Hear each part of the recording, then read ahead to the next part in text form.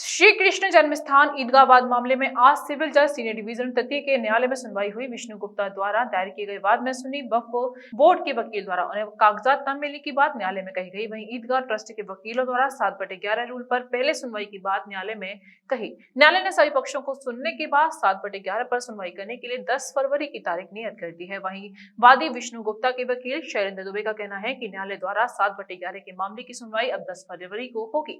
ईदगाह trust के वकील तनवीर अहमद का कहना है कि हमने न्यायालय से प्रार्थना की है कि पहले 7/11 का वाद मेंटेबल है या नहीं, इसको देख लें। वहीं श्री कृष्ण जन्मस्थान के वकील मुकेश खंडेलवाल का कहना है कि न्यायालय ने सभी पक्षों को सुना। वहीं श्री कृष्ण जन्मस्थान की ओर से भी सभी वकालतनामा दाखिल कर दिए गए हैं। उनका कहना है कि न्यायालय द्वारा इस मामले में 10 फरवरी की तारीख नियत की गई है। हिंदू महासभा के नेता दिनेश शर्मा ने न्यायालय से मांग की है कि अमीन रिपोर्ट के समय जिले के आला अधिकारियों का सुरक्षा की दृष्टि से वहां उपस्थित होना आवश्यक है। न्यायालय ने कहा है कि 7/11 के मामले पर सुनवाई के बाद ही आपके प्रार्थना पत्र पर विचार किया जाएगा और इस मामले में 10 फरवरी को सुनवाई होगी। वकील साहब, आज कोर्ट अमीन सर्वे वाले मामले में सुनवाई थी, क्या रहा कोर्ट? आज भगवान श्री कृष्ण वाले वाद में अमीन के प्रार्थना पत्र रिट जारी होने के लिए सुनवाई में लगा हुआ था। पूर्व दिनांक पर इंतजामिया कमेटी उपस्थित हुई थी। उन्होंने माननीय न्यायालय के समक्ष प्रार्थना पत्र प्रस्तुत दिया था कि हमको सभी वाद पत्र प्रार्थना पत्रों की प्रति दिलाई जाए, जो माननीय न्यायालय ने स्वीकार किया गया। आज वो पुनः सुनवाई पर लगा हुआ था, परंतु आज जो है सुन्नी सेंट्रल वक्फ बोर्ड लखनऊ के अधिवक्ता माननीय न्यायालय में उपस्थित हुए। उनके द्वारा प्रार्थना पत्र दिया गया कि हमें भी सभी प्रतियां प्राप्त नहीं हुई हैं वाद पत्र अन्य कागजातों की, इसलिए हमें प्रति दिलाई जाए। और शाही ईदगाह की तरफ से दिया गया प्रार्थना पत्र आदेश 7 नियम 11, जिन्होंने ये कहा कि ये वाद यहाँ पर चलने योग्य नहीं है, इसकी रिट जारी होने से पहले इसकी सुनवाई किया जाना आवश्यक है। माननीय न्यायालय ने सभी तथ्यों को सुनते हुए लखनऊ वक्फ बोर्ड के अधिवक्ता के लिए तो कॉपी दिए जाने का आदेश पारित किए गए और अन्य कोई कार्रवाई की जाने से भी 7 नियम 11 प्रश्न की नहीं है, उसकी सुनवाई के लिए दिनांक 10 फरवरी 2023 लगा दी गई है। क्या कोर्ट ने कोई ऐसा भी आदेश किया है कि 7 रूल 11 को पहले सुना जाएगा, उसके बाद जो भी आपकी जो लगाई गए बात उसे सुना जाएगा?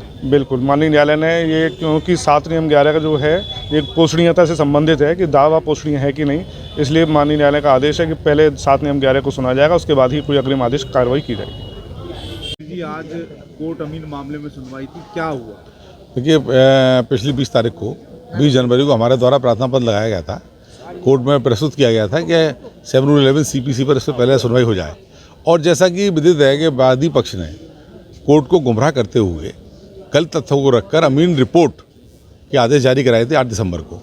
जब हमारे संज्ञान में आया तो हमने माननीय न्यायालय के समक्ष अपना पक्ष रखा, प्रार्थना पत्र दिए, शपथ पत्र लगाए और हमें पूरा भरोसा था कि माननीय न्यायालय न्याय विधि के अनुसार ही काम करेंगे। उन्होंने पूरा सुनवाई का हमको अवसर भी दिया और आज भी हमने प्रार्थना पत्र दिए हैं। और ये भी पिछली बार हमने मांग की थी कि पहले ये तय हो जाए कि क्या मुकदमे चलने योग्य हैं या नहीं।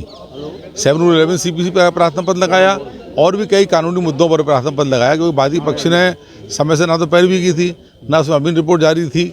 लेकिन हमारा बार बार कहना यह था, जब पहले तो ये तय हो जाए मेंटल इनविटी पर क्या ये मुकदमे चलने योग्य हैं या नहीं, उसके बाद ही सुनवाई हो। तो माननीय न्यायालय ने आज 11 बजे से सुनवाई की और दोनों पक्षों के तर्कों को सुनने के पश्चात उन्होंने आदेश दिया कि 7 रूल 11 CPC पर पहले बहस होगी और जो हमारे आपत्ति हैं उन पर बहस होगी। उसके पश्चात ही कोई अन्य प्रार्थना पत्रों पर या अन्य उस पर कार्रवाई होगी। तो 10 फरवरी उसमें उन्होंने नियत कर दी है, 10 फरवरी को उस पर 7 रूल 11 CPC पर बहस होगी। जी कौशल जी, आज एक कोर्ट में सुनवाई हुई, क्या हुआ? आपने क्या प्रार्थना पत्र दिया था? हिंदू महासभा की तरफ से हमने एक प्रार्थना पत्र दिया था कि शांति व्यवस्था कायम होने के लिए और वहाँ जिले के अधिकारियों की मौजूद के लिए वहाँ पर पुलिस फोर्स का रहना बहुत ज़रूरी है और जिले के जो आला अधिकारी हैं DM SSP साहब, उसका रहना बहुत ज़रूरी है वहाँ उनका।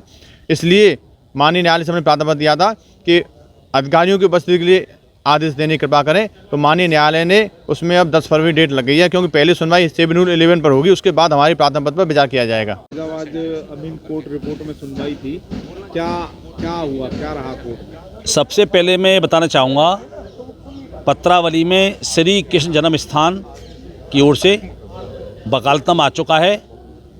संस्थान के सचिव श्री कपिल जी के माध्यम से वकालतनामा और ये दरख्वास्त दी गई है।